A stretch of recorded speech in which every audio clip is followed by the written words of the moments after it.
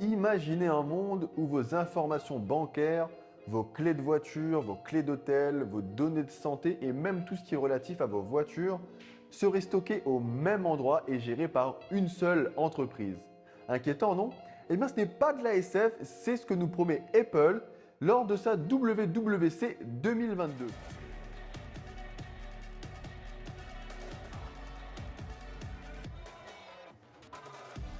Il y a quelques jours avait eu lieu la WWC 2022, conférence durant laquelle Apple a pour habitude de dévoiler chaque année ses nouveautés logicielles, avec dans un premier temps une grosse partie consacrée à la future mise à jour de l'iPhone iOS 16. Et au programme de cette mise à jour, un accent mis sur la personnalisation avec un tout nouvel écran verrouillé, des couleurs, des effets de profondeur sur nos photos et surtout des widgets en dessous de l'heure.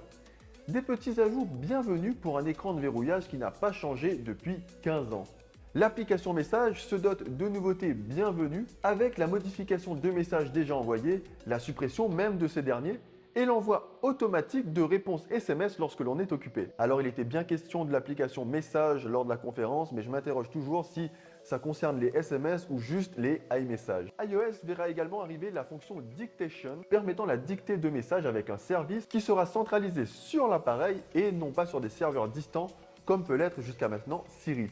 LiveText, qui permettait de détecter les textes sur les images et sur les photos, permettra désormais de déchiffrer les textes sur les vidéos avec une IA qui pourra différencier les animaux et les plantes sur nos photos. Il sera même possible de faire un petit détourage et de les détacher de l'arrière-plan sans logiciel tiers. Enfin, avec Key et Apple Pay, ce sont deux services qui permettent de centraliser les clés électroniques de chambres d'hôtel et de voitures, et également de payer à la manière de PayPal pour peu que les commerces utilisent les services. Et voilà exactement ce que je me suis dit à ce moment de la conférence. D'accord, tout ça est bien pratique, mais je vais laisser mes informations bancaires et mes clés électroniques gérées par Apple sur mon iPhone. Ça fait beaucoup d'informations centralisées au même endroit et ça m'inquiète. Mais j'y reviendrai plus tard. Je passe sur la déception de l'App Store qui permet juste aux fans de sport de suivre leur équipe ou leur sportif préféré, le partage familial ou encore le partage de bibliothèques photos.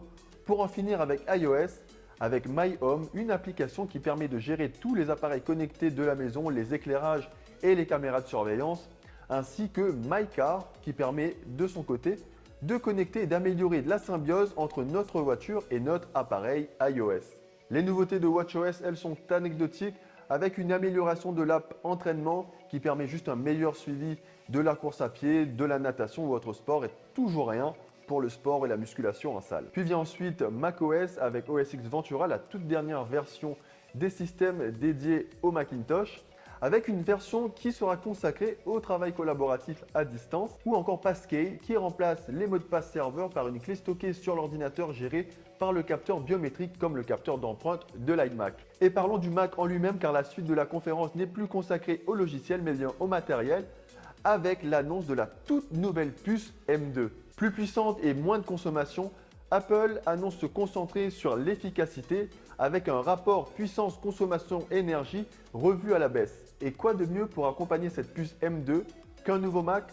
Eh bien, deux nouveaux Mac. Car oui, en plus du tout nouveau MacBook Air dont le design n'est pas sans rappeler les MacBook polycarbonate de 2008-2009, s'ajoute une mise à jour du MacBook Pro 13 pouces qui se dote lui aussi de cette puce M2 et qui vient mettre à jour la gamme des MacBook Pro. Comptez en plus de cela des petits ajouts qui améliorent toujours la symbiose et le travail en harmonie entre tous nos appareils Apple, comme la possibilité d'utiliser nos iPhones comme webcam pour nos Mac ou nos MacBook. Et après l'iPhone, l'Apple Watch et le Mac, il ne reste plus que l'iPad avec iPadOS 16 qui réduit un peu plus la frontière entre le Mac et l'iPad, avec Stage Manager qui arrive aussi sur le support afin d'améliorer également le travail collaboratif à distance. Un aspect encore plus mis en avant avec Freeform, un immense tableau à l'image des tableaux blancs des écoliers sur lequel n'importe quel membre d'un groupe de travail peut ajouter ce qu'il veut.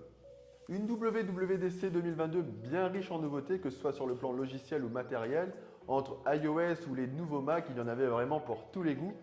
Mais pour moi, une question demeure. On m'a toujours dit de faire attention à ne pas stocker toutes nos informations au même endroit sur Internet. Quid alors de Apple qui a accès à toutes nos données bancaires, nos informations de santé, nos clés numériques de voiture ou d'hôtel, tout ce qui est domotique avec l'accès à nos caméras de surveillance et nos appareils connectés, toutes ces informations que Apple possède ou qui peuvent se faire dérober, même si je sais qu'au niveau sécurité, la firme à la pomme est quand même très avancée. Si vous aussi tout ça vous inquiète ou alors si vous faites totalement confiance à Apple, n'hésitez pas à me le dire dans les commentaires, ça m'intéresse vraiment beaucoup. N'oubliez pas de vous abonner pour ne rien manquer à la chaîne. En tout cas, moi, je vous laisse ici. À très bientôt pour une nouvelle vidéo.